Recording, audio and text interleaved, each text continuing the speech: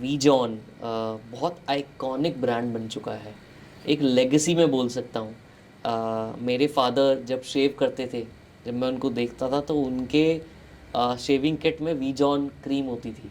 तो वो मेमोरी ना वहाँ से है मेरे पास वी जॉन की। तो मेरे को था कि अगर आप वी जॉन से कोई आए और एग्री करे आने के लिए, तो बहुत अच्छा एक लेगेसी ब्रांड कैसे बनाया जाता है वो हम सीखने को मिलेगा। तो thank you for being here for that. Pleasure is mine. But before हम लोग आगे बढ़ें, हमारा एक शो का रिचुअल होता है कि आपको एक प्लेज लेनी पड़ेगी कि आप जो बोलोगे सच बोलोगे, सच के सिवा कुछ नहीं बोलोगे। मैं जो बोलूँगा सच बोलूँगा, सच के सिवा कुछ नहीं बोलूँगा। परफेक्ट सर, शुरू करते हैं। ठीक है। पहले वी जॉन की बात करने से पहले हमें थोड़ा सा आपके बारे में समझना है कि आप अभी सीईओ हो इतनी बड़ी कंपनी के, बट शुरुआत आपने कहाँ से की?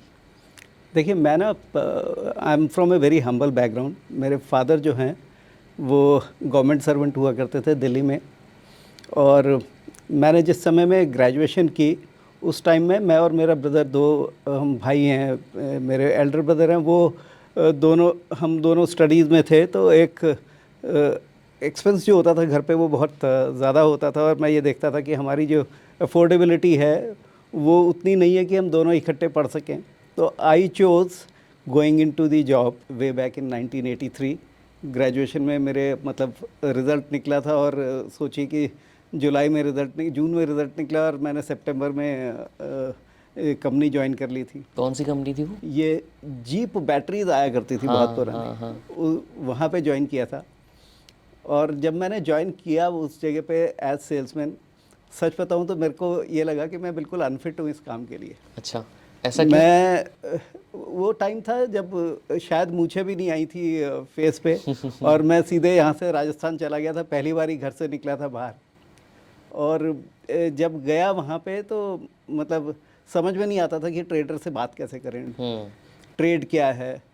और जो आसपास लोग होते थे जो सीनियर्स थे, उन्होंने देखा यार ये तो बड़ा यंग लड़का है, बिल्कुल प्यारा सा बच्चा है ये, इसको ये कहाँ कर पाएगा। हाँ। तो मेरे को वो कहता था कि अरे तू जा वापस, तू जा करके पढ़ाई कर, किसी और लाइन में जाइए, सेल्स तेरे अच्छा। मतलब की लाइन नहीं है। और बहुत डिस्करेज होता था, मतलब शुरू में होता क्या है ना, जब आप कॉलेज से निकले हो आपको नहीं पता कि आप इस तरीके का काम भी कर सकते हो, जहाँ पे दिन में अजमेर में है तो रात को आपको एक हम्म। शहर है, गांव है, वहाँ पे जाना वहाँ पे पड़ेगा, जाना है। और उससे अगले दिन फिर कहीं और जाना है। तो मैं ये रिलेट कर पा रहा हूँ आपकी बात से एकदम, क्योंकि मैं खुद सेल्स में जब काम करता था हम्म, रोबोटिक्स कंपनी में, अच्छा। तो मैं सुबह पुणे होता था, शाम को मुंबई, हम्म, और अगले दिन बैंगलोर सुबह। तो ये जो आप बता रहे हो ना, वो बस वो है कि अब डिस्टेंस थोड़ा सा बढ़ गया, हाँ हाँ, क्योंकि फ्लाइट्स आ गई बीच में। बिल्कुल बिल्कुल। बट काम वही है, वही वही मोड वाला ऑफ हाँ। ट्रांसपोर्ट बढ़ गया अलग हो बस, गया। हाँ। हमारे साथ तो क्या होता था उस समय में, 500 रुपये की नौकरी थी मेरी। हम्म। और 500 रुपये की नौकरी में, क्योंकि मैं घर से लड़के आया था, मतलब लिटरली लड़के इसलिए आया था कि घर में पेरेंट्स कहते थे कि नहीं अभी तुम स्टडी करके और आगे बढ़ो, अच्छा। कुछ और करो। मैंने कहा नहीं अभी नहीं देखना, मैं नहीं देख सकता ये प्रेशर। हम्म। तो मैं लड़के आया था, तो ये 500 रुपये जो मिलते थे इससे 300 रुपये घर पे भेज देता था, जिससे उनको अच्छा। ये लगे कि ये तो बहुत वेल ऑफ है। हाँ। तो वो ना लाइफ में स्ट्रगल चलती रहती थी कि ये 200 रुपये पास में है, इसमें आपको अपनी लाइफ मतलब अपने जीनी है आप का पूरी, ध्यान हाँ। भी रखना है और काम भी करना है। तो उस स्ट्रगल में लर्निंग बड़ी कम हो जाती है। लर्निंग हम्म। जब रहती है जब आप पूरी तरीके से पैशनेटली सिर्फ काम में डिवोट कर रहे हैं। तो वो हुआ नहीं, पहले 6 महीने बड़े ऐसे बीते कि समझ में नहीं आया क्या करें, फिर बीमार पड़ गए। बीमार पड़ गए तो वापस से दिल्ली आया, बहुत अच्छा, टाइम, काफी मतलब ज्यादा बीमार हो गए थे? काफ़ी बीमार हो गया था। हम्म। फिर बीमारी ठीक हुई तो वापस से वही शुरू किया, एक मतलब कंपनी चेंज की, और दूसरी कंपनी हुआ करती थी कॉर्न प्रोडक्ट कंपनी उस समय में। वो आता था आपका ब्राउन एंड पोल्सन के नाम से, कस्टर्ड रेक्स जेली, अच्छा। ये ब्रांड अब हिंदुस्तान लीवर के पास में है। तो उसमें मैंने फिर ज्वाइन किया, तो वहाँ पे मेरे को थोड़ी सी लर्निंग मिलनी शुरू हुई, क्योंकि 500 से 800 रुपये का सैलरी ब्रैकेट हो गया था। हम्म। और मेरा हेडक्वार्टर दिल्ली था, जो कि मेरे लिए घर से ऑपरेट करने का था। तो एक राजस्थान का पूरा टूर किया करता था, घर से निकल गए 2 तारीख को और पूरा ट्रिप करके 30 दिन बाद वापस आते हैं।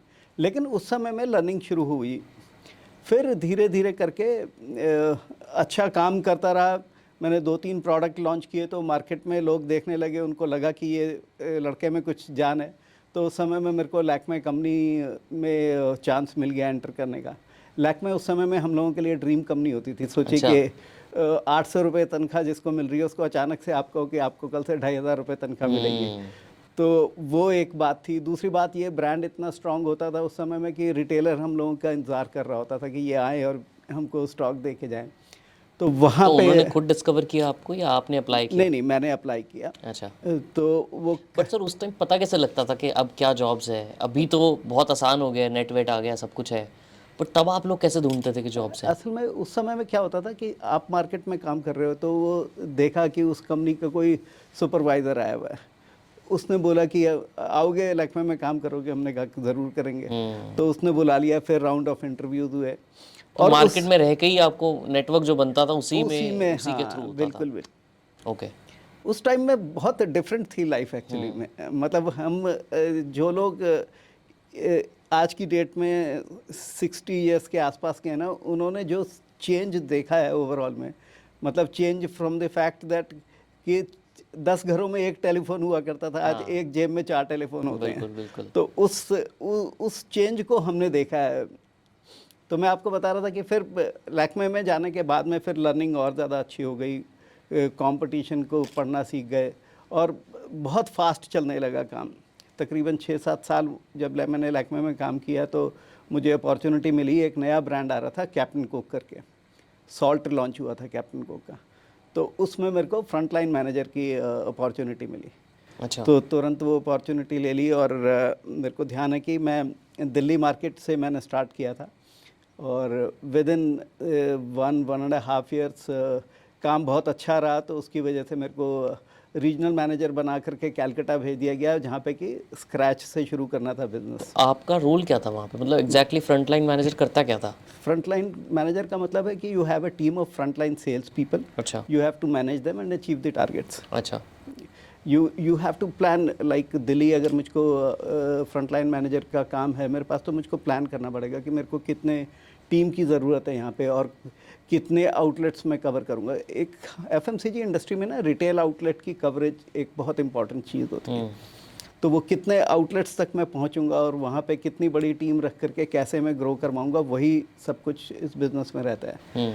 तो यहाँ से फिर मेरे को रीजनल मैनेजर बना करके जब पूरे ईस्टर्न रीजन का चार्ज दे दिया गया, और मुझको याद है मैं कैलकाटा कभी गया नहीं था, उस कंपनी ने बिज़नेस वहाँ पे कैलकाटा में शुरू करना था और मेरे पास में 2 बड़े बड़े सूटकेस थे। मैं कैलकाटा एयरपोर्ट पे लैंड करने के बाद में सबसे पहले तो वहाँ पे लाउंज में रुक गया और ये सोचता रहा कि अब स्टार्ट कहाँ से करूँगा।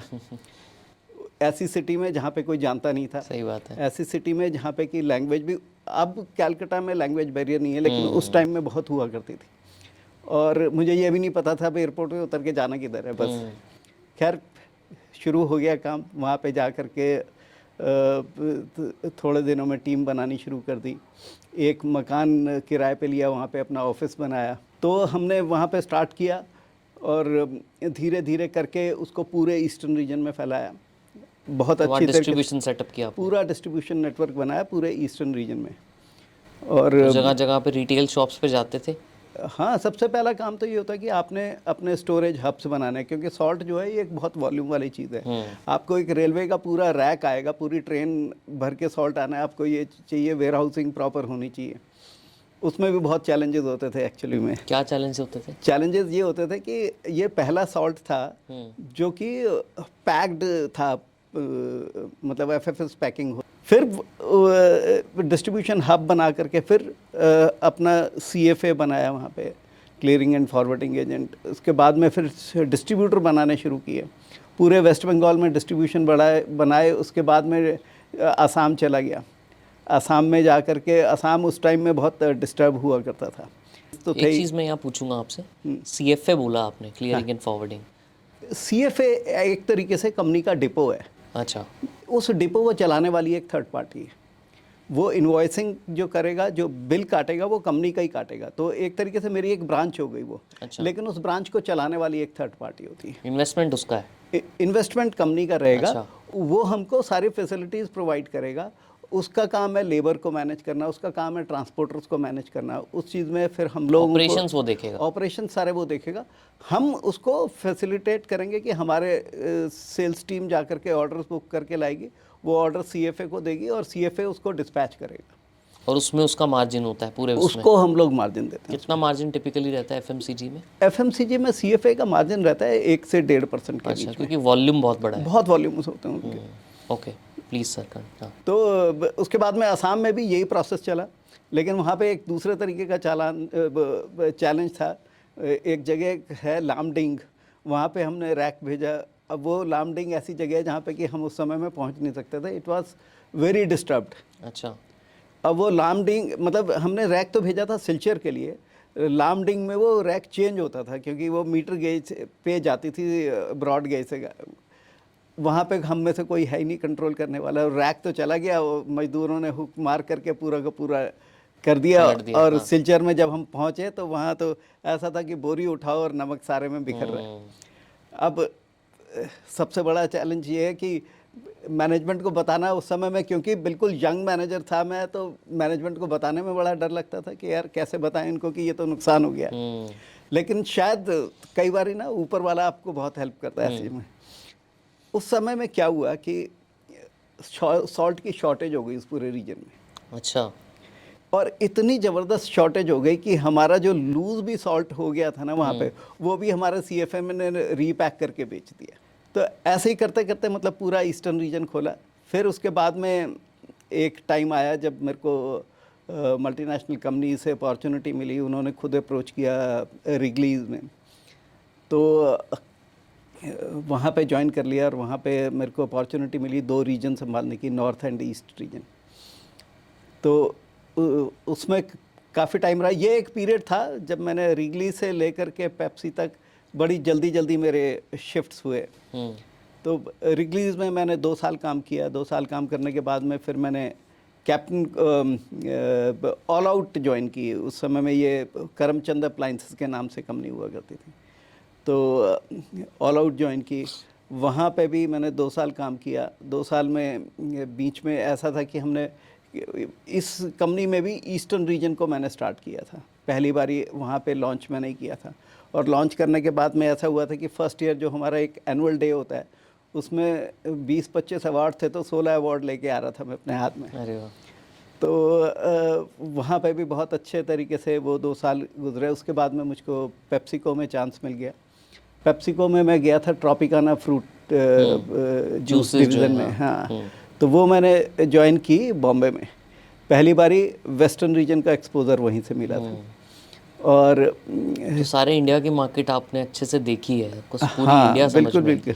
एक्चुअली में मैं बताऊँ आपको, मेरे मैंने क्या है कि अपने पूरे इंस्टिंक्ट में ट्रैवलिंग को पैशन बना के रखा। तो आज भी ऐसा होता है कि अगर इंडिया में कोई भी टाउन ऐसा है जिसकी 1 लाख की पॉपुलेशन है, तो वहाँ तो मैंने पर्सनली ज़रूर विज़िट किया हुआ है। अच्छा।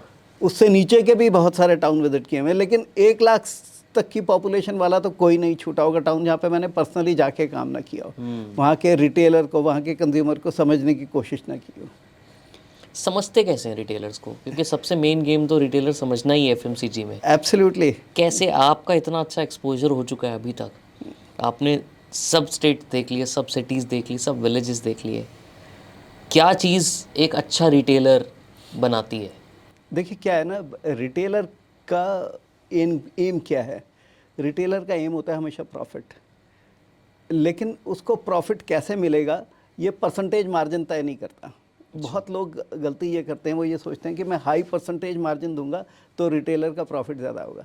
रिटेलर देखता है अपने सेल्स और परसेंटेज दोनों की रेशो को। वो प्रॉफिट तब कमाएगा जब उसने परचेज करके सेल कर दिया हो।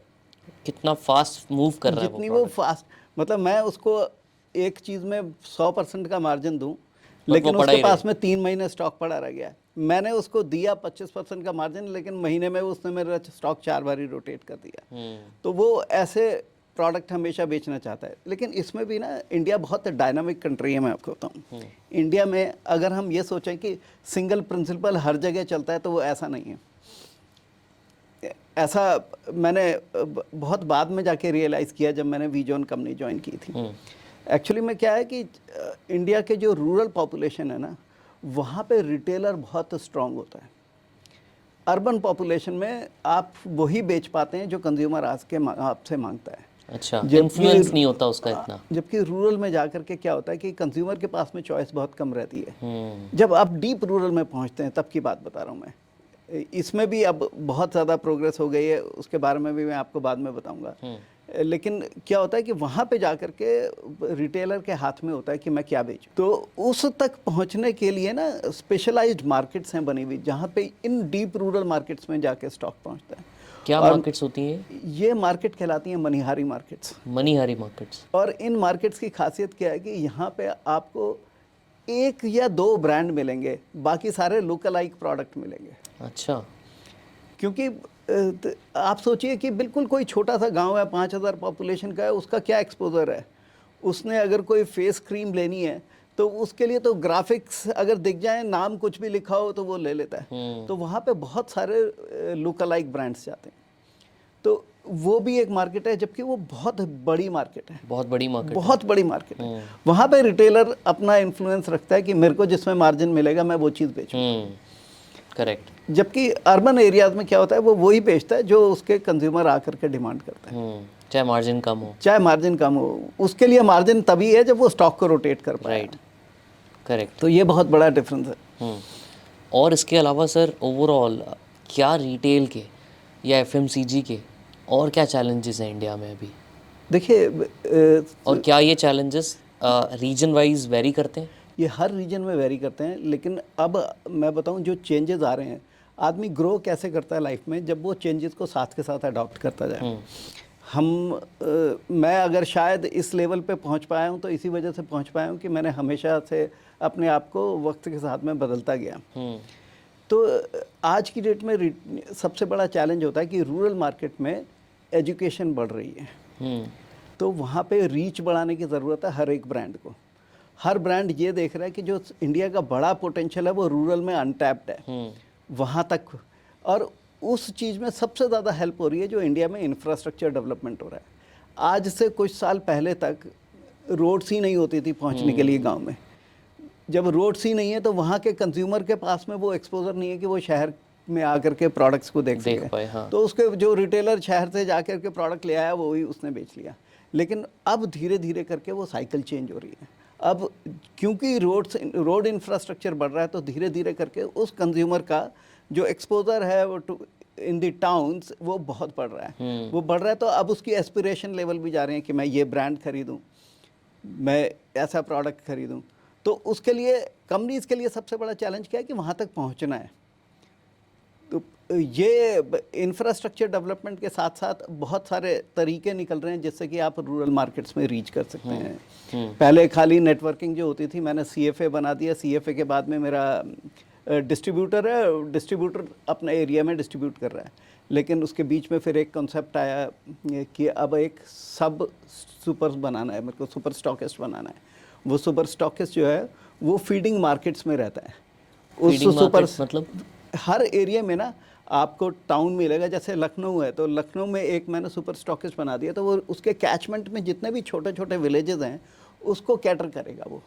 उसके पास में अपना छोटा व्हीकल होगा या उसके पास में 5, 7, 10 ऐसी कंपनी होगी और उसका कोई अरेंजमेंट होगा जिससे कि वो रोड ट्रांसपोर्ट से वहाँ तक स्टॉक पहुँचा सके। तो वो सबसे बड़ा चैलेंज होता है आज की डेट में। कंज्यूमर के लिए को सबसे बड़ी कन्वीनियंस क्या चाहिए कि जहाँ पे मैं हूँ वहीं पे स्टॉक मिल जाए। Correct. तो वो स्टॉक पहुंचाना FMCG कंपनीज के लिए चैलेंज रहता है। Okay. और सभी मतलब सिर्फ हमारी कंपनी नहीं, आप अगर ये देखेंगे तो इस समय में जितनी भी FMCG कंपनीज हैं किसी भी लेवल की हो, वो हर एक इस मॉडल पे काम करती है कि वो रूरल डिस्ट्रीब्यूशन अपना बढ़ा लें। तो कैसे करते हैं वो लोग? यही है, एक मॉडल तो ये है कि आप ये सुपर स्टॉकिस्ट बना दिया। सुपर स्टॉकिस्ट के थ्रू हर टाउन में छोटे छोटे डिस्ट्रीब्यूटर बन जाते हैं। दूसरा मॉडल होता है, कुछ कंपनीज वैन चलाती हैं, एक वैन में स्टॉक भरा और वो पूरा का पूरा हर एक रूरल एरिया को टैप करते हुए गए और वापस आए। लेकिन उसमें क्या है, उसमें बहुत सारे इश्यूज आते हैं वैन चलाने में। क्या इश्यूज आते हैं? इशू कि वैन ख़राब हो गई रास्ते में, वो किसी ने आकर के, क्योंकि रूरल एरियाज है, स्टॉक चोरी कर लिया उसमें से। तो ये सब चीज़ों को मैनेज करने के लिए सबसे बेहतरीन मॉडल जो है इस समय में वो यही है कि आप सुपर स्टॉकिस्ट बनाएं और वो अपने कैचमेंट एरियाज में पूरे में डिस्ट्रीब्यूशन करें। और ये सभी FMCG कंपनीज, कोई एक्सेप्शन नहीं है उसमें जो इसको अडॉप्ट न कर रही हो। तो आप पेप्सिको में फाइनली गए, फिर पेप्सिको के बाद? पेप्सिको के बाद में फिर मैंने इमामी ज्वाइन की थी अच्छा। As all India sales manager. Okay. तब मेरे पास में पैन इंडिया एक्सपोजर मेरे को वहीं से मिलना शुरू हुआ। समय की बात है जब इमामी कंपनी 200-250 करोड़ की टर्नओवर पे हुआ करती थी, और वहाँ से उसको एक लेवल तक ग्रोथ में ले जाने में काफ़ी इंस्ट्रूमेंटल रहा मैं। जब आपने एग्जिट लिया इमामी से, हाँ, किस पे, कितने उस पे पहुंच गई थी वो तकरीबन 1100 करोड़ पे थी। अच्छा। तो वो बहुत अच्छा इंस्टिंक्ट रहा है इमामी के साथ। और मैं वहाँ पे मैंने ज्वाइन किया था एज जीएम सेल्स, और जिस समय में मैंने एग्ज़िट लिया उस समय में मैं वाइस प्रेसिडेंट सेल्स था। और तकरीबन वहाँ पे 8-9 साल काम करने के बाद में, बहुत अच्छा एक्सपोज़र लेने के बाद में, फिर मैंने वीजॉन ज्वाइन की। यहाँ पे जब मैंने ज्वाइन किया तो सीईओ पोजीशन पे सीईओ ही बन के आते? सीईओ बना था। लेकिन मेरा जो कोर रहा है वो तो आज भी सेल्स ही है। मैं मतलब अपने आप को नाम का सीईओ कहता हूँ, वैसे मैं हूँ सेल्समैन ही। क्या फ़र्क है सर सीईओ और सेल्समैन में? देखिए क्या है ना, अल्टीमेटली एक कंपनी अर्न कहाँ से करती है? वो Sales। तो स्टॉक बेच के ही करती है, सेल्स से ही करती है। तो उस कोर को तो मैं छोड़ नहीं सकता कभी। बाकी डिपार्टमेंट्स में क्या है कि मेरा कभी उतना बड़ा एक्सपोजर रहा नहीं कि मैं ये कह सकूं कि मैं इनको भी कंट्रोल कर लूँगा, उनको भी कंट्रोल कर लूँगा। तो मैं वो चीज़ें हमेशा प्रमोटर्स डायरेक्टली हैंडल करते रहे। मैंने कोर जो लिया वो अपना सेल्स लिया, और सेल्स के साथ में हमने मार्केटिंग में जॉइंटली प्रमोटर्स के साथ में मिस्टर हर्षित कोचर हैं यहाँ पे, उनके साथ में बिल्कुल मतलब हम साथ बैठ करके ही प्लान करते हैं, साथ बैठ करके ही पूरा एग्जीक्यूशन में एक दूसरे के साथ में कोऑपरेट करके चलते हैं। तो बहुत अच्छा एटमॉस्फेयर एक बना हुआ है। उनके साथ भी फैमिली बॉन्डिंग है, जैसे लैक्मे में, जैसे इमामी में हुआ करती थी। मिस्टर मोहन गोइंका मेरे आज भी मेंटर हैं। तो इसी तरीके से यहाँ पे मिस्टर हर्षित कोचर के साथ में बहुत अच्छी बॉन्डिंग है, और उस बॉन्डिंग से ही हम लोग काम करते हैं, पूरी टीम अच्छी तरीके से मैनेज करते हैं।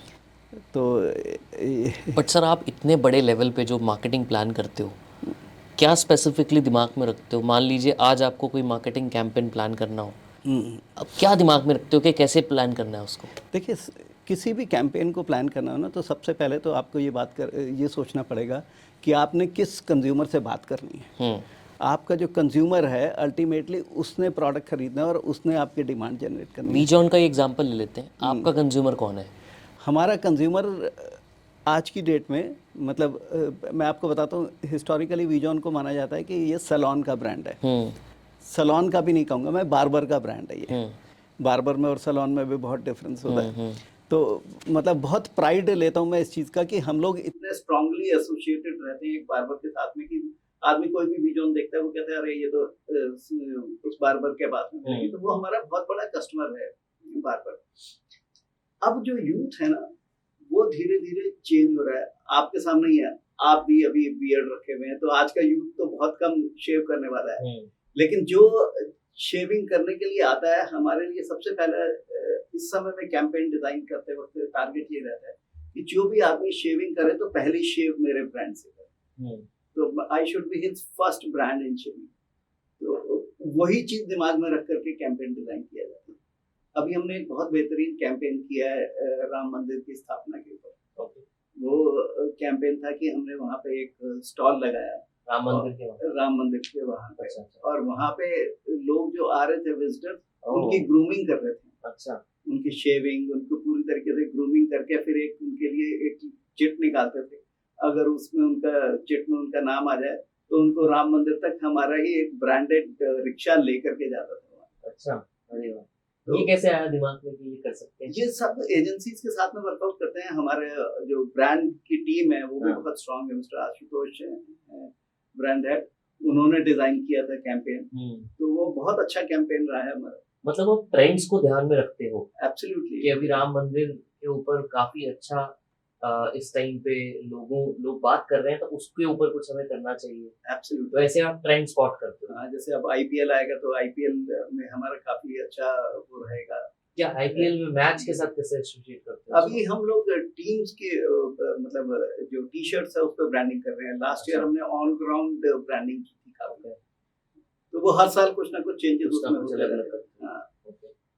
एक हमारा ये जो आपका ये लीग होती है कबड्डी लीग, इसमें हम लोग काफी अच्छी तरीके से एग्रेसिवली पार्टिसिपेट करते हैं। मुंबई इंडियंस जो टीम है वो हमने ली हुई थी, इस बार स्पॉन्सर की थी। Last 2 years we are doing. Okay अब इसके अंदर इतनी सारी चीज़ें हैं सीखने को तो, बट आप अभी भी आपके जो कस्टमर्स हैं, क्या जेनजी या मिलेनिया जो आजकल के लोग हैं, वो भी आप अपने कस्टमर्स मानते हो, या सिर्फ एक डैडीज ओल्ड ब्रांड जो है आप वो अपने कस्टमर्स मानते हो? नहीं, देखिए क्या है ना, यंग कस्टमर को जब तक नहीं हम लेंगे अपने पोर्टफोलियो में, तब तक हम आगे की ग्रोथ के बारे में नहीं सोच सकते। बिल्कुल। तो इस समय में हम लोग एफर्ट्स ये कर रहे हैं कि जो हम शेविंग के नाम से जाने जाते हैं, करेक्ट, हम शेविंग की बजाय ग्रूमिंग के नाम से जाने जाएं। इसी तरीके से हम काम कर रहे हैं। हमारी तो वो रिसर्च चल रही कैसे है करते हो उसमें। माइंडसेट शिफ्ट या पोजीशनिंग कैसे शिफ्ट करते हो? पोजीशनिंग अभी तो देखिए क्या है कि हम रिसर्च फेज़ में हैं, उसकी रिसर्च कर रहे हैं कि किस किस तरीके से क्या कंज्यूमर चाहता है ग्रूमिंग में। उस ग्रूमिंग में जो कंज्यूमर चाहेगा उस तरीके के प्रोडक्ट हमारी R&D टीम डेवलप कर रही है। और जिस समय में हम ये पूरे प्रोडक्ट रेंज लेके आएंगे तो हम पूरी तरीके से अपने आप को पोजीशन करेंगे विजन मेंस ग्रूमिंग कंपनी।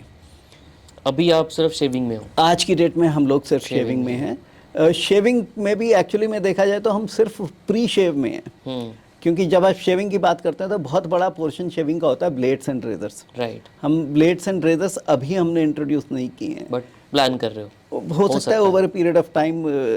अभी कोई इस समय में मतलब उस साइड में जाने के लिए एक अलग तरीके के चैलेंजेस हैं। राइट। तो हमारा आज की डेट में तो प्लान यही है कि हम प्री शेव के साथ में हम ग्रूमिंग में और प्रोडक्ट्स लेके आए। बट सर कंपटीशन तो बहुत है ना आज की डेट में? तो कोई भी एक छोटा सा D2C ब्रांड खोलना बहुत आसान हो गया है। वेबसाइट बनाए और एड चलाई और शुरू कर दिया। वही लोग जब रिटेल में जाते हैं तो बहुत बुरी हालत हो जाती है उनकी। बिल्कुल। आपके पास तो इतना बड़ा नेटवर्क है रिटेल का। बिल्कुल। आप ऑनलाइन में अभी आए हो, हाँ। है ना? तो अब आप लोग कैसे फिगर आउट करते हो कि यार ग्रूमिंग के अंदर हम ये प्रोडक्ट लॉन्च करें जिससे हमारी एग्जिस्टिंग जो स्ट्रेंथ है इतनी बड़ी रिटेल की वो भी हम यूटिलाइज कर पाएँ? कोई ऐसा एग्जाम्पल है आपके माइंड में जो आपने किया हो एक्सपेरिमेंट? देखिए हमने शेव फोम जो है ना वो बहुत बाद में लॉन्च किया है। हाँ। हम लोग हमेशा से ही शेविंग क्रीम के नाम से थे। बिल्कुल। तो शेव फोम हमने जब लॉन्च किया तो लॉन्च करने के साथ ही हम लोगों को अच्छी डिमांड आनी शुरू हो गई। आज हम शेव फोम में नंबर 2 ब्रांड है आफ्टर अच्छा। जिलेट। कितने टाइम में हो गया ये सोचिए आप 3.5-4 साल के अंदर। बहुत बड़ा अचीवमेंट है ये भी। हाँ। और हमारे मतलब उसके अंदर हमको सबसे बड़ी एडवांटेज क्या हुई कि एक जो रेडीमेड यूज़र है ना सलोन, वो तो बार्बर तो लेने के लिए तैयार ही बैठा था, क्योंकि कंज्यूमर जो है अब बार्बर के यहाँ पे भी जाके शेविंग क्रीम नहीं देखता, वो सोचता है मेरे को शेविंग फोम मिले वहाँ पे। तो हमने वो डिमांड उसकी, वो नीड उसकी वहाँ पे पूरी की। Sales is all about filling the needs actually. Sales is nothing else. मेरे हिसाब से तो ये है कि आपने ज़रूरत है आपकी, आप जा करके उस नीड को फिल कर दीजिए। तो वो हमें गैप नज़र आया कि यहाँ पे ज़रूरत है इस समय में शेव फोम की, हमको लॉन्च करना चाहिए। तो हमने शेव फोम लॉन्च किया और उसके हमको अच्छे रिजल्ट्स आने शुरू हो गए। और क्या क्या गैप्स हैं? जैसे एक गैप आपने बोला कि फॉर्म, आपने समझा कि शेविंग फॉर्म की बहुत अच्छी डिमांड आ रही है। वो भी इसलिए क्योंकि बहुत लोग अब शिफ्ट कर रहे थे फॉर्म की तरफ, राइट? एब्सोल्युटली। अभी ग्रूमिंग के अंदर अगर मैं बोलूँ इस टाइम पे क्या मार्केट अपॉर्चुनिटीज़ हैं? देखिए मेंस ग्रूमिंग के अंदर तो बहुत सारी अपॉर्चुनिटीज़ हैं, क्योंकि मेंस ग्रूमिंग जो कैटेगरी है वो बहुत फास्ट ग्रो कर रही है। मेंस ग्रूमिंग में सबसे जो बड़ी रिक्वायरमेंट है इस समय में हमारे टाइप के प्रोडक्ट की ना, मैं पहले आपको ये बताना चाहूँगा कि एक स्पेशलिटी होती है, क्योंकि हमें कॉम्पिटिटिव वर्ल्ड में एंटर करने के लिए हमको तो कुछ डिफरेंट होना पड़ेगा ना। बिल्कुल, अगर हम डिफरेंट नहीं हुए तो हम कैसे एंटर करेंगे? और भी रिस्की है आपके लिए तो, क्योंकि अगर इतना अच्छा लेगेसी आइकॉनिक ब्रांड है, आपने कुछ भी ऐसा बनाया जो नहीं चला तो उसका नेगेटिव इम्पैक्ट आपके एग्जिस्टिंग ब्रांड पे भी पड़ सकता है। एब्सोल्युटली। और सबसे बड़ी चीज़ क्या होती है, देखिए आज की डेट में अगर मैं चाहूँ कि मेंस ग्रूमिंग में मेरे को आगे बढ़ना है तो सबसे पहला मेरे को प्रोडक्ट दिखाई देता है फेस वॉश। लेकिन फेस वॉश लेके मार्केट में जाऊँ तो मेंस फेस वॉश के भी इस समय में मार्केट में 40-50 होंगे आराम से, बहुत सारे ब्रांड होंगे। तो मेरी खासियत क्या रहेगी? वीजॉन की जो खासियत है ना, वो सबसे बड़ी बात ये है कि हम जो प्रोडक्ट की क्वालिटी रखते हैं वो वर्ल्ड क्लास रखते हैं, लेकिन हमारी अफोर्डेबिलिटी बिल्कुल आम जनता भी उसको लेकर के अफोर्ड कर सकती है। तो दैट मतलब जो आज की डेट में मार्जिन साबुन कम की रखते हो? टिक्की, हाँ हम बहुत कम मार्जिन पे मतलब एज ए कंपनी हमारा प्रिंसिपल यही है कि हम अपने मार्जिन बहुत थिन रखते हैं। ट्रेड हमसे ज़्यादा कमाता है हमारे उसमें, मेरा डिस्ट्रीब्यूटर का मार्जिन मेरे से ज़्यादा है। तो जो आदमी आज की डेट में साबुन इस्तेमाल कर रहा है ना, उसके पास में फेस वॉश कैसे पहुंचाऊंगा मैं? क्योंकि उसके लिए तो फेस वॉश एक ऐसी चीज़ है जो वो अफोर्ड नहीं कर सकता, लेकिन वीजॉन वो काम करेगा। तो अफोर्डेबिलिटी विद क्वालिटी, ये हमारा कोर है। और यही एक ऐसी चीज़ है जो कि हमको कंपटीशन के बीच में सस्टेन करने देता है किसी में।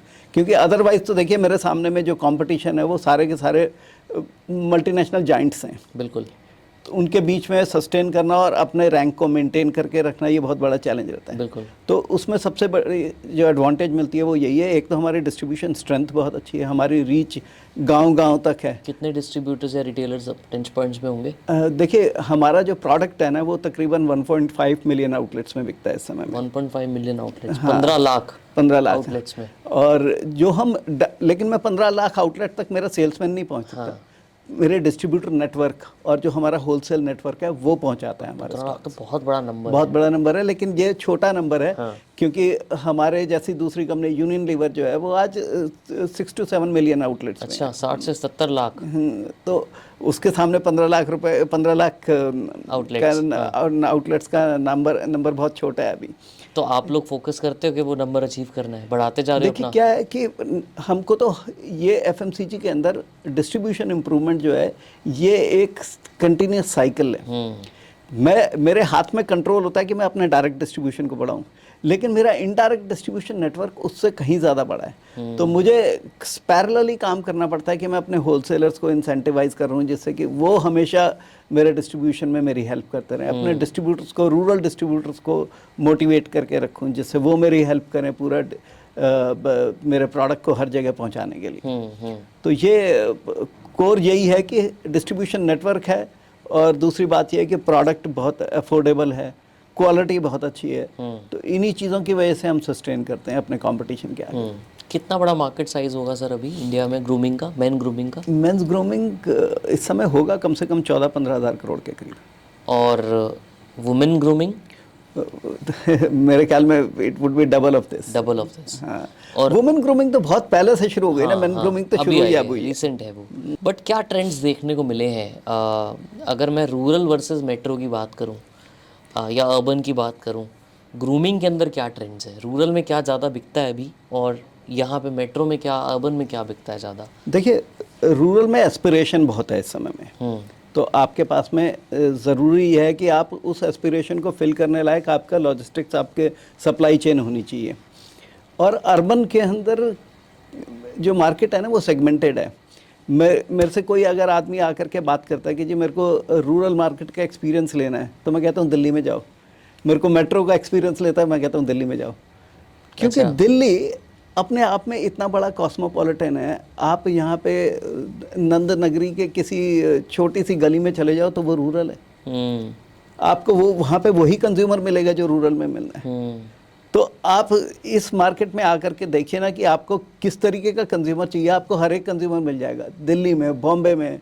ये जगह हम मेट्रो टाउन्स कह करके अपने आप को ये पोजीशन करते रहते हैं कि ये शायद बहुत ग्लोरियस है। ऐसा नहीं है। दिल्ली जो है वो जितना अर्बन है उससे कहीं ज़्यादा रूरल है। बॉम्बे जितना अर्बन है उससे कहीं ज़्यादा रूरल है। हमको अपने आप को अडॉप्ट करना पड़ता है, अपने आप को सोचना पड़ता है कि मैं दिल्ली के भी अर्बन को कैसे टैप करूँ और रूरल को कैसे टैप करूँ। करेक्ट। ये दो बहुत डिफरेंट मार्केट्स हैं दिल्ली के अंदर।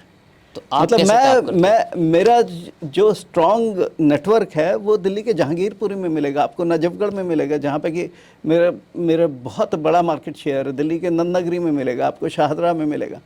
हाँ, हो सकता है कनॉट प्लेस में आपको नहीं मिलेगा।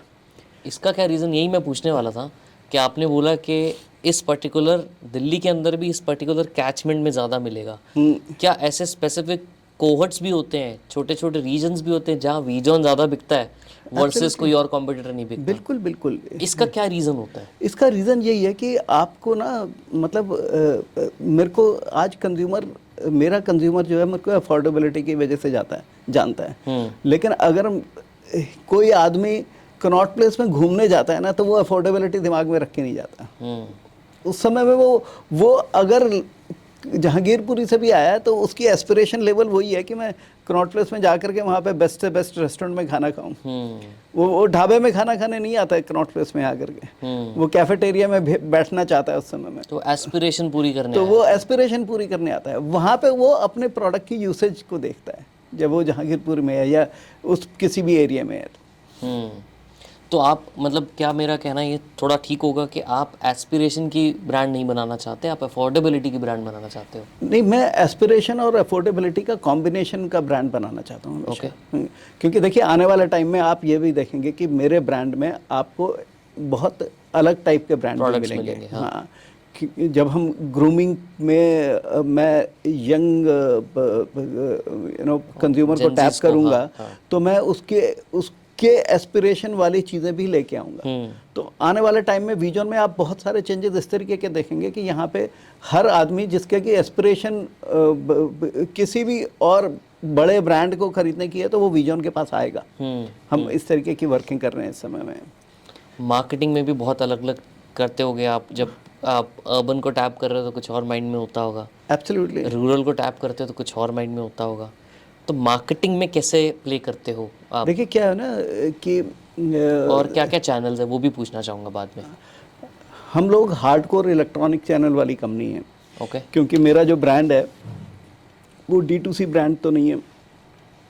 मैं मार्केट प्लेस में जाकर के एडवर्टाइजमेंट करूं उसका मेरे को उतना बेनिफिट नहीं है, हालांकि करते हैं वहाँ पे भी हम थोड़ा बहुत।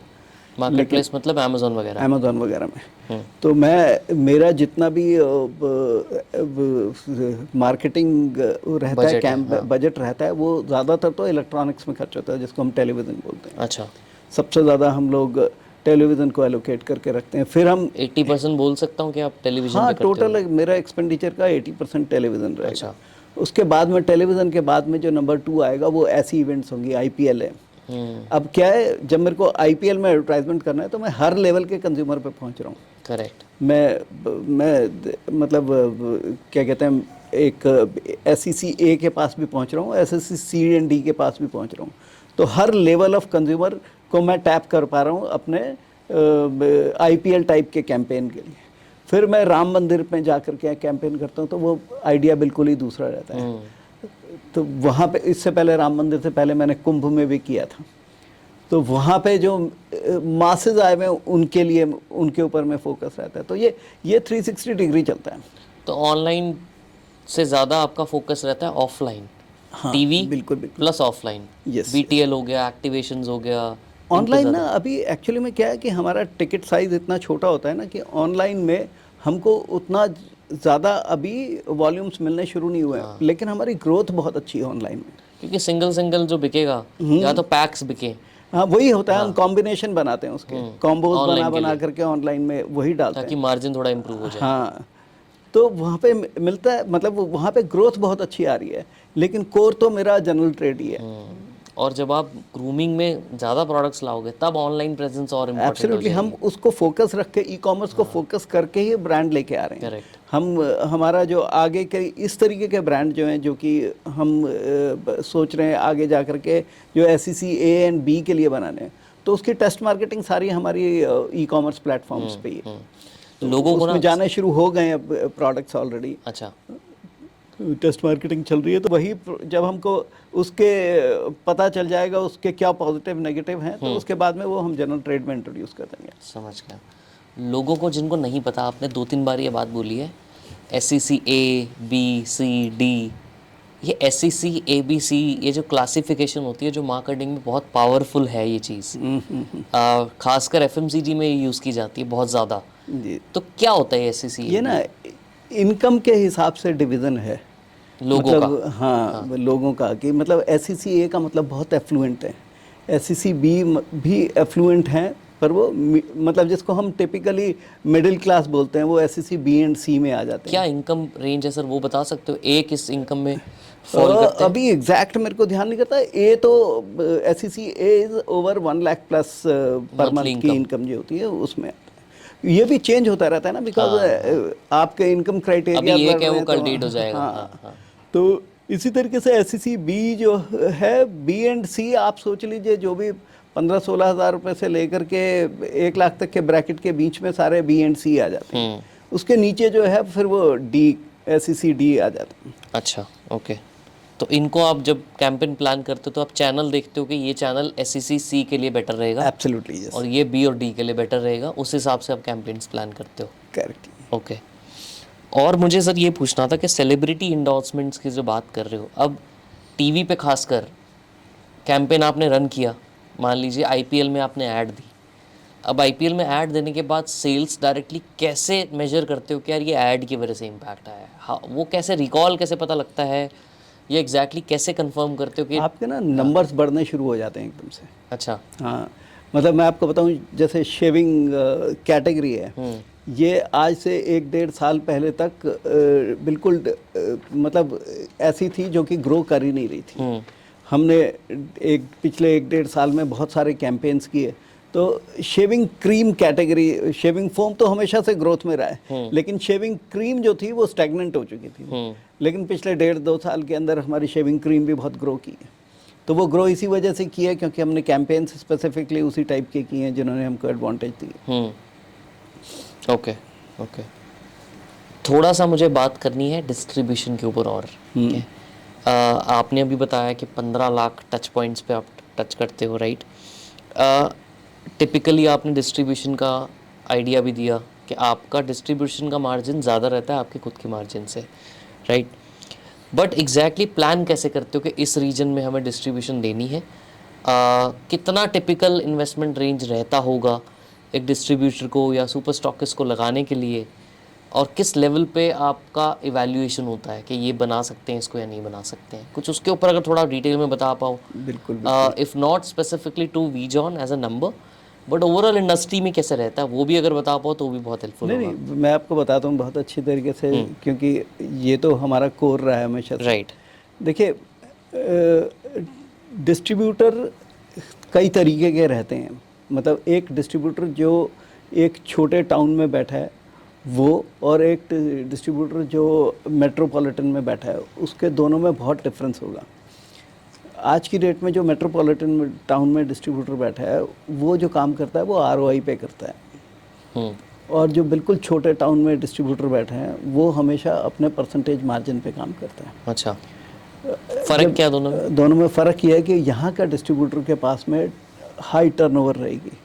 High turnover in the sense कि वो अगर किसी एक पर्टिकुलर ब्रांड के लिए भी डिस्ट्रीब्यूशन कर रहा है तो उसका जो टर्नओवर होगी वो इतनी होगी कि वो अपनी इन्वेस्टमेंट को मल्टीपल टाइम्स रोटेट कर सकेगा।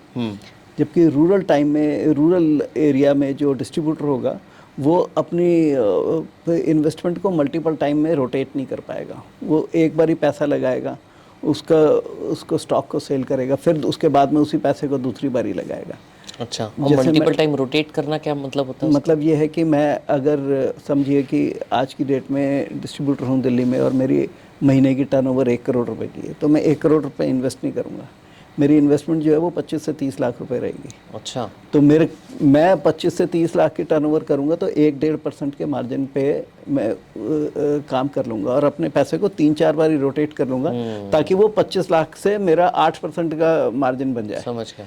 तो मैंने अपने ROI के ऊपर में ध्यान दे करके ROI बनाने की कोशिश करूँगा, क्योंकि मेरे पास में टर्नओवर स्ट्रांग है, एक फास्ट मूव हो रहा है, फास्ट मूव हो रहा है। एक छोटे टाउन के अंदर वही डिस्ट्रीब्यूटर जो है उसकी सेल होगी समझिए 5 लाख रुपए महीने की, तो 5 लाख रुपए के पीछे में उसकी इन्वेस्टमेंट जो है वो तकरीबन 8 से 10 लाख रुपए तक पहुंच जाती है, क्योंकि इतना जल्दी मूव नहीं करता। इतनी जल्दी मूव नहीं करता। तो वो 10 लाख रुपए की इन्वेस्टमेंट लगाएगा तो वो ये सोचेगा यार 5 लाख पे अगर मैंने अपना 7-8% मार्जिन पूरा नहीं लिया तो मेरी जो रिटर्न ऑन इन्वेस्टमेंट है वो 4% की भी नहीं बैठेगी। तो वो उस समय में वो मार्जिन पे काम करता है। समझ गया जी। तो हर उसका प्रोफाइल डिफरेंट हो जाता है डिस्ट्रीब्यूटर के काम करने के तरीके में। और कंपनीज भी जो बड़े डिस्ट्रीब्यूटर्स होते हैं उनको हमेशा ROI इंश्योर करती है, उनको नहीं कहती है कि आप इतने % मार्जिन पे काम कीजिए। अच्छा। उनको यही कहा जाता है कि हम आपको इतने % की ROI देंगे। हमने उनको 18% पर एनम की भी अगर ROI दे दी तो they will be very happy to work with. पर छोटे टाउन में वो कहेगा कि जी मेरा तो 7-8% से कम में मार्जिन होगा तो मैं नहीं काम कर पाऊँगा। तो ऐसा ये डिफरेंस रहता है हमेशा। और सिलेक्शन का कुछ क्राइटेरिया होता है कि इसको हम बना सकते हैं, इसको नहीं बना सकते, क्या मेजर पॉइंट्स हैं? वो मेजर पॉइंट्स सबसे पहला यही रहता है कि आदमी की क्रेडिट वर्थीनेस देखी जाती है, कि वो जिस मार्केट के लिए मैं डिस्ट्रीब्यूटर देखने गया हूँ उस मार्केट में उस डिस्ट्रीब्यूटर की वैल्यू क्या है, उसकी सर्विसेज कैसी हैं। सबसे पहला पॉइंट तो यही रहता है कि और हम अगर उसकी कोई पहले से हो ही ना उस मार्केट में, फ्रेश एकदम नया बन रहा हो, कोई स्टार्ट ही बिजनेस फर्स्ट टाइम कर रहा हो? देखिए बहुत टफ होता है उसके लिए किसी भी कंपनी को उसको ऑप्ट करना है, लेकिन मैंने अपनी लाइफ में 2-3 बार ऐसे रिस्क लिए हैं और बहुत सक्सेसफुल रिस्क रहे हैं वो। एक बारी मैं बहुत पहले जब लैक्मे में था तो मैंने बिल्कुल एक नए आदमी को अजमेर का डिस्ट्रीब्यूटर बनाया था, और बाद में जाकर के उसने बहुत अच्छी तरीके से ग्रो किया। तो उस समय में तो कंपनी का क्राइटेरिया यही होता है कि सबसे पहले ये देखते हैं कि आदमी के अंदर वो स्पार्क है कि नहीं है कि वो जाके मार्केट में काम कर सके। उसका पर्सनल एटीट्यूड देखा जाता है। सेकंड, उसकी कैपेबिलिटी टू इन्वेस्ट मनी देखी जाती है। ये दोनों चीज़ें। Third is the infrastructure which he can provide. वो वेयर हाउसिंग प्रॉपरली दे पाएगा कि नहीं दे पाएगा हमको, और डिस्ट्रीब्यूशन के लिए उसके पास में प्रॉपर अरेंजमेंट है, सेल्समैन रिक्रूट कर सकेगा, सप्लाई के लिए उसके पास में जो सप्लाई व्हीकल्स हैं वो प्रॉपरली एंगेज कर सकेगा कि नहीं कर सकेगा। ये सब चीज़ें देखी जाती हैं। फिर उसके बाद में डिस्ट्रीब्यूटर को, अगर वो नया है तो, एग्जिस्टिंग है तो फिर तो यही देखते हैं कि क्या लाइंस वो ऑलरेडी डील कर रहा है। जैसे अगर मैं पर्सनल केयर प्रोडक्ट बेच रहा हूँ तो मेरी प्रेफरेंस हमेशा ये रहेगी कि मेरे से कॉम्पीट ना करते हुए प्रोडक्ट्स में पर्सनल केयर कैटेगरी में ही हो वो।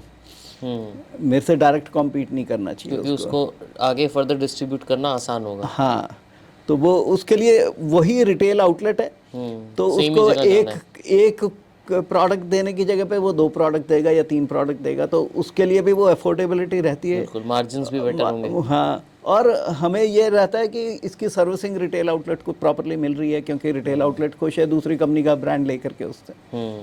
तो एक क्राइटेरिया ये रहता है। सेकंड क्राइटेरिया है ही है कि उसकी हम लोग credit worthiness through the tools जो अवेलेबल होते हैं आज की डेट में। कौन से टूल्स होते हैं ये बहुत से इस तरीके के कंपनीज हैं जो आपके लिए क्रेडिट वर्थीनेस की रेटिंग निकाल करके देती हैं, रिपोर्ट दे देती हैं आपको कि उनका जीएसटी वो टाइम से जमा करते हैं कि नहीं करते हैं। कभी कोई ऐसा तो नहीं कि जीएसटी में कंटिन्यूसली गैप्स आ रहे हैं। अगर इस तरीके का होता है तो फिर ऐसे डिस्ट्रीब्यूटर को नहीं बनाया जाता। समझ गया। और टिपिकल इन्वेस्टमेंट क्या जाती है अगर किसी को बनना हो डिस्ट्रीब्यूटर? ये भी डिपेंड करेगा town to town, class of towns पे। अगर किसी को मैं समझिए आज 10 लाख रुपए महीने की टर्नओवर दे रहा हूँ तो मैं एक्सपेक्ट करूँगा कि वो 8 से 10 लाख रुपए लगा के रखेगा उसमें। अगर मैं उसको 2 लाख रुपए की टर्नओवर दे रहा हूँ तो मैं एक्सपेक्ट करूँगा कि वो 4 लाख रुपए अपने पास में स्पेयर करके रखे। समझ गया सर। डेड स्टॉक की प्रॉब्लम रिटेल एफएमसीजी में होती है, जैसे आपके कैटेगरी में भी होती है क्या? देखिए वो तो हर जगह पे होती है। उसका रीज़न क्या है कि किसी भी ग्रोइंग कंपनी को नए नए प्रोडक्ट लाने पड़ते हैं।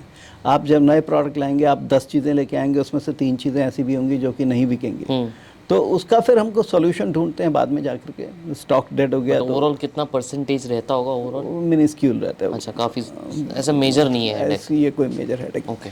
तो लेकिन ये होता है कि हम लोग उसको टाइम टू टाइम इवैल्यूएट करते हैं फिर कि अगर कोई है तो उस प्रोडक्ट को, अगर तो कभी पड़े पड़े बिल्कुल ही डेड हो गया, एक्सपायर हो गया, तब तो वो डिस्ट्रॉय करना पड़ जाता है। लेकिन वैसी नौबत नहीं आने दें तो हम लोग जो हमारे फील्ड मैनेजर्स हैं उनको बोल के रखते हैं कि भाई ये प्रोडक्ट आपके यहाँ पे मूव नहीं कर रहा है, या तो आप इसको किसी ऐसी टेरिटरी में भेज दो जहाँ पे ये मूव कर जाए, या फिर अपने यहाँ पे ही किसी को किसी दूसरे प्रोडक्ट के साथ में टैग करके इसको मार्केट में बेच दो, स्कीम लगा करके दे दो। बहुत बारी ऐसा भी होता है कि जब हम चाहते हैं, जैसे हमारा एक टैल्कम पाउडर है, उसको मैं चाहता हूँ कि साउथ में वो पिक करे, वो नॉर्थ में बहुत अच्छी उसकी मार्केट है, बहुत बढ़िया बिकता है, लेकिन साउथ में हमने उसको लॉन्च नहीं किया था। अब मैं कोशिश कर रहा हूँ उसको लॉन्च करने की, तो उसको हम खुद ही बार बार ही पंप करते हैं वहाँ पे और फ्री बंटवा देते हैं। पंप करते हैं फिर फ्री बंटवा देते हैं कि over a period of time उसकी मार्केट बनेगी, डिमांड क्रिएट होगी। सैम्पलिंग टाइप हो गया है, सैम्पलिंग करवा देते हैं। और अभी एक चैनल ना बहुत फास्ट ग्रोइंग हो रहा है, क्विक कॉमर्स का जो चैनल है, ज़ेप्टो, ब्लिंकिट, कि बस 10 मिनट में सामान आ गया।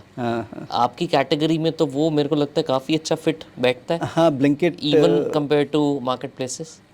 मार्केट प्लेयर्स मतलब है क्या कि ये सब कैटेगरीज कंबाइंड ही हम ई कॉमर्स में ही काउंट करते हैं। क्विक कॉमर्स को भी हम ई कॉमर्स में ही काउंट करते हैं। अभी इतनी बड़ी नहीं है हमारे लिए, पर ओवरऑल ग्रो बहुत ज़्यादा कर रही है ये। पूरे बिजनेस को चलाने के लिए कहीं पे टेक्नोलॉजी का यूज़ करते हैं आप? बिल्कुल बिल्कुल, टेक्नोलॉजी के बिना तो आजकल आप कोई बिजनेस को सक्सेसफुल बना ही नहीं सकते। तो कहाँ पे किस टाइप का टेक यूज़ होता है? सबसे पहला टेक तो जो यूज़ होता है हमारे यहाँ पे वो है सेल्समैन का जो ऑटोमेशन टूल है। ओके। उस टूल के से हमको मतलब अभी अगर मैं अपने मोबाइल पे खोल के देखूंगा तो मुझको पता चल जाएगा आज कौन कौन सा प्रोडक्ट किस ज्योग्राफी में बिका है। अच्छा। तो और बिक रहा है अभी तक कितना बिक गया है, आज का हमने दिन का, हाँ। आपने जो अपनी पूरी टीम को टारगेट्स दिए हुए वो कहाँ तक पहुँचे हैं। तो जो ये आपके सेल्स के लोग हैं वो लोग अपने ऐप के अंदर मार्क से करते हैं कि हमने इस रिटेलर को इतना स्टॉक दे दिया। वो जब रिटेलर पे पहुंचेंगे वो ऑर्डर ही बुक ऐप पे करेंगे। अच्छा। रिटेलर पे जैसे ही पहुंचेंगे उससे हमको भी ये श्योरिटी हो जाती है कि ये उस रिटेलर पे पहुंच गए हैं। एक टीम है जो कि लगातार उसको मॉनिटर करती रहती है ताकि लोग ये ना हो कि घर पे बैठ करके कोई काम कर दिया उसको। तो रिटेलर के यहाँ पे ऑर्डर बुक हुआ, सेल्स के बंदे ने ऑर्डर बुक किया, हाँ, वो जाता है आपके डिस्ट्रीब्यूटर के पास। डिस्ट्रीब्यूटर के पास में उसी समय व्हाट्सएप चला जाएगा और डिस्ट्रीब्यूटर बाद में उसको सप्लाई डिस्ट्रीब्यूटर नेक्स्ट डे उसको सप्लाई कर देगा। क्योंकि ये ट्रेड ऐसा है जिसमें विद इन 24 आवर्स आपको ये साइकिल पूरी करनी होती है। तो जैसे ही आपका ऑर्डर बुक किया डिस्ट्रीब्यूटर के पास में चला गया, शाम को सेल्समैन फिर चला जाएगा डिस्ट्रीब्यूटर के पास में कि चेक करने के लिए कि ये मैंने ऑर्डर दे दिए, तुमने फुलफिल कर दिए, अपने रेडी कर लिया कि नहीं डिस्पैच। तो प्रेडिक्टिव भी करते हो आप कि यार इस जगह पे ये डिमांड ज़्यादा आती है इस सीज़न में, तो हम इसको पहले से ज़्यादा प्रोड्यूस करें। एक्चुअली में सप्लाई चेन जो है ना, सप्लाई चेन तो इस फोरकास्टिंग पे ही डिपेंड करती है पूरी। मैं प्रोड्यूस क्या करूँगा अगर फोरकास्ट नहीं कर पाया तो। हर जगह के अपने डायनामिक्स होते हैं। साउथ इंडिया में जाऊंगा तो मेरा कौन सा प्रोडक्ट अभी बिक रहा है, इस समय में इस सीज़न में क्या प्रोडक्ट बिकता है, तो मेरा फोकस यही रहेगा कि इस समय में जो फोरकास्टिंग करूंगा साउथ के लिए वो ये करूंगा। नॉर्थ के लिए मेरे को अभी समर्स आ गई हैं, टैल्कम पाउडर देखना है, विंटर्स आ गई तो मेरे को बॉडी लोशन देखना है। तो हर जगह के अपने डायनामिक्स हैं और उनके हिसाब से ही फोरकास्टिंग की जाती है। और ये सब जो ऑटोमेशन टूल्स होते हैं ना, ये बहुत हेल्प करते हैं आपको इस चीज़ में कि आप इनकी हेल्प से ये जान सकते हैं कि आपने एक सेट टारगेट बना लिया अपने लिए, आप उस टारगेट पे चल रहे हैं कि नहीं चल रहे हैं, कभी you are not running behind the target. तो ये सब चीज़ें इन्हीं टूल से ही हेल्प मिलती है हमको करने के लिए। एआई का आपको लगता है कुछ यूज होगा आपके इस आने वाले टाइम में जरूर होगा इस पर्टिकुलर कैटेगरी में? ये एआई का जो हमें हेल्प मिलने वाली है अल्टीमेटली, मेरे को जो लगता है, अभी तो मैं कुछ नहीं कह सकता, इट्स टू अर्ली बिकॉज हमने अभी एआई में ऐसा कुछ खास किया नहीं, लेकिन सबसे बड़ी हेल्प जो मिलेगी वो डिमांड फोरकास्टिंग पे ही मिलेगी, जो कि बहुत बड़ा चैलेंज होता है किसी भी एफएमसीजी। पैटर्न रिकॉग्नाइज करना। हाँ, पैटर्न रिकॉग्नाइज करना। दूसरी बात ये है कि हमारा क्या प्रोडक्ट मार्केट में कितना विजिबल है वो एआई से। देखिए अभी टूल्स आ रहे हैं कि आप जाएंगे मार्केट में जाकर के शॉप में कहीं से आपने फोटो खींची आपके सेल्समैन ने, उस फोटो को स्कैन करके ये टूल हमको ये बता देगा कि आपका जो शेयर ऑफ शेल्फ है वो कितना है, आपकी कैटेगरी में आपका शेयर ऑफ शेल्फ कितना है। तो ये सारे टूल्स की हमने मदद लेनी शुरू की है अभी, but it is just a beginning. Interesting. Share of shelf का भी काफी अच्छा इंपैक्ट पड़ता है, बहुत बड़ा विजिबिलिटी है तो ही बिकेगा। एब्सोल्युटली। और खासकर देखिए जो जनरल ट्रेड का रिटेलर होता है वहाँ पे तो नहीं होता, पर मॉडर्न ट्रेड में इसकी बहुत ज़्यादा इम्पोर्टेंस, काफी इम्पैक्ट है, क्योंकि वहाँ पे कैटेगरी की जो स्पेस होती है वो लिमिटेड है और उस स्पेस के अंदर डिफाइंड स्पेस है, लिमिटेड स्पेस है, उसमें कौन कितना शेयर ऑफ शेल्फ लिया हुआ है वो डायरेक्टली पता चल जाता है। सर एक लास्ट क्वेश्चन पूछूंगा, उसके बाद बस एक रैपिड फायर राउंड करेंगे। इतना आइकॉनिक लेगेसी ब्रांड मेंटेन करना और उसको कैरी फॉरवर्ड करते रहना काफ़ी मुश्किल चीज़ है अपने आप में। कोई स्पेसिफिक चीज़ आप ध्यान में रखते हो while running this as a CEO, as a salesperson of this organization? देखिए विजन बहुत स्ट्रॉन्ग ब्रांड है, तो इतना स्ट्रॉन्ग ब्रांड को ये इसकी स्ट्रेंथ बनी रहे ये भी अपने आप में चैलेंज होता है, क्योंकि हर दिन नया कंपटीशन है। हम लोग एक ऐसे ब्रांड है जिसके की पीछे देखिए आप, एक साइड से मेरा कंपटीशन होता है बहुत स्ट्रॉन्ग मल्टीनेशनल जाइंट से, और दूसरी साइड से मेरा कंपटीशन इंडियन लोकल मैन्युफैक्चरर से भी होता है। मेरे को दोनों साइड से फाइट करना होता है। तो मैं स्ट्रॉन्ग ब्रांड के सामने में अपनी प्राइस पोजीशनिंग करता हूँ, और छोटे ब्रांड के जो लोकल्स होते हैं उनके सामने में अपनी क्वालिटी को पोजीशन करता हूँ। तो इन दोनों के बीच में बैलेंस बना करके ही हमारा प्रोडक्ट हमेशा स्टेबल रहता है वहाँ पे। और दूसरी बात ये है कि हमारा डिस्ट्रीब्यूशन नेटवर्क बहुत अच्छा है, बहुत स्ट्रॉन्ग है, तो वो नेटवर्क हमें बहुत हेल्प करता है हमेशा अपने प्रोडक्ट को मेंटेन करके रखने के लिए। हमारे पास में डिस्ट्रीब्यूटर ऐसे हैं, देखिए मैं हर साल में ना डिस्ट्रीब्यूटर मीटिंग करता हूँ। मेरी एक हैबिट है कि डिस्ट्रीब्यूटर से जा करके उनसे मुलाकात करके उनकी साइकोलॉजी हमेशा जानते रहूँ। तो हर साल में जो हमारी इंपॉर्टेंट मार्केट है वहाँ पर डिस्ट्रीब्यूटर मीटिंग करता हूँ। और आप विश्वास नहीं करेंगे कि मेरे को कई बार आंखों में आंसू आ जाते हैं कि एक डिस्ट्रीब्यूटर है, उसकी 3rd जनरेशन मेरे साथ काम कर रही है। अरे 3 जनरेशन से, मतलब 2-3 टेरिटरीज तो ऐसी हैं जहाँ पे यूपी, राजस्थान, हरियाणा 3-3 जनरेशन हो गई, और वो ये कहते हैं कि हम तो वीजॉन से ही पले हैं, वीजॉन में ही बड़े हुए हैं। तो आज हम कितने ही बड़े डिस्ट्रीब्यूटर बन जाएं, लेकिन वीजॉन हमेशा हमारे लिए सबसे Main इम्पोर्टेंट कंपनी रहेगी, क्योंकि इसी से हम बड़े आगे बढ़े। और ऐसे बहुत सारे डिस्ट्रीब्यूटर्स हैं। हमारी खासियत भी यही है कि वीजॉन ने इनिशियल स्टेज से ही बहुत लोगों को ऊपर उठाया। बहुत सारे डिस्ट्रीब्यूटर्स ऐसे हैं जो कि वीजॉन लेकर के इस लाइन में आए हैं और आज इसकी वजह से बहुत बड़े हुए हैं। तो मेरा ग्रैटिट्यूड है उन सबको, आपके चैनल के माध्यम से, आपके पॉडकास्ट के माध्यम से मैं उन सबको थैंक यू बोलना चाहूँगा कि वो हमारे साथ हैं, इसीलिए हमारी एग्जिस्टेंस है। बिल्कुल सर, हम यहाँ पे आज खड़े हैं तो सिर्फ और सिर्फ उन डिस्ट्रीब्यूटर्स, उन चैनल पार्टनर्स की वजह से ही हैं। बिल्कुल सर, बहुत अच्छा लगा। बस कुछ रैपिड फायर राउंड क्वेश्चंस पूछूंगा, फटाफट से आपको आंसर्स देने हैं। ठीक है। और 1-2 वर्ड वाले आंसर्स देने हैं। ठीक है, ठीक है। फेम, मनी या पावर में से आपको कुछ सिलेक्ट करना हो तो क्या करोगे select? Fame, money and power power में में से? से अच्छा, फेम। फेम। वन थिंग जो आप अपने 18 साल के वर्जन को कहना चाहोगे? मैं अपने 18 साल के वर्जन को यही कहना चाहूँगा कि देखिए कि आप ग्रो कर रहे हैं, इस समय में आप ऐसी स्टेज पे हैं जबकि आपको आगे लाइफ में अपना करियर बनाना है। तो जो भी कुछ करें अपने एक पैशन के साथ करें। इस समय में ये टाइम जब है, ये वो सीढ़ी है जो जिसके चढ़ने के बाद में आपका करियर बनने वाला है। तो इस समय में जो कुछ करें पैशन से काम करें, लाइफ में हमेशा सिंसियर बने रहें, क्योंकि सिंसियरिटी और पैशन यही 2 चीज़ें आदमी को ग्रो करती हैं। मैं आज यहाँ पे पहुँचा हूँ तो ये दोनों चीज़ों ने मेरे को बहुत बड़ा कंट्रीब्यूशन है। अगर आपको आज $1 मिलियन दे दिए जाएं, बिजनेस पे खर्च नहीं करने, पर्सनली अगर खर्च करोगे तो कहाँ करोगे? देखिए मैं ना इस समय में मेरी एज 61 ईयर्स है, और इस एज में आकर के पैसे की बहुत बड़ी चाह नहीं है मेरे दिमाग में। अगर मुझको पैसा मिलेगा तो मैं इसको सिर्फ़ और सिर्फ उन लोगों पे खर्च करना चाहूँगा। मेरी एक तमन्ना है बहुत बड़ी लाइफ में, वो तमन्ना ये है कि मैं रूरल एरियाज़ के कॉलेजेस में जाऊँ और वहाँ का यूथ जो आज इतना कुछ प्रोपोगंडा होता है कि अनएम्प्लॉयड है, उनको सेल्स में ट्रेंड करूं और उनको इंश्योर करूं कि मैं जॉब दिलवा सकूं। मेरे को ये पता है कि वो अगर सेल्स एक ऐसा फील्ड है जिसमें हमेशा फ्रंट लाइन में लोगों की रिक्वायरमेंट रहेगी। तो मेरे पास में अगर $1 मिलियन आ जाएंगे तो सबसे पहले खर्च इसी में के ऊपर करूंगा कि इंफ्रास्ट्रक्चर बनाऊं, इन जगहों में पहुंचूं, बच्चों को ट्रेंड करूं और उनको एम्प्लॉयमेंट दिलवाऊं। आपको अगर मैं बोलूँ सक्सेसफुल एंटरप्रेन्योर, तो कौन ऐसा शख्स है जो आपको इस वर्ड से एसोसिएट कर पाते हो आप? सक्सेसफुल एंटरप्रेन्योर बहुत हैं एक्चुअली में। सबसे टॉप पे कोई ऐसे 1-2 लोग हैं जो आपको लगता है कि ये सही परफेक्ट डेफिनेशन बनती है उनके लिए? मतलब आप किस लेवल का, किसी भी कोई भी लेवल हो का? सकते हैं, हाँ। तो मेरे लिए तो इस रतन टाटा इस आइकॉनिक फिगर हमेशा से।